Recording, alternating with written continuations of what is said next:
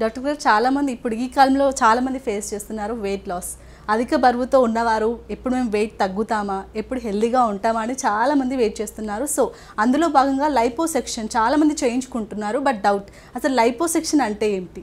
ఈ లైపోసెక్షన్ అనే ప్రక్రియ ఏంటంటే, మనం బాడీలో ఉన్న చర్మం కింద ఉండే ఫ్యాట్ని, బాడీలో ఫ్యాట్ అనేది 2 ప్లేసెస్లో ఉంటాయి. ఒకటి చర్మం కింద ఉంటుంది, ఒకటి ఇంటర్నల్ విజరల్ ఫ్యాట్ అంటాం, అబ్డామిన్ లోపల ఉంటుంది.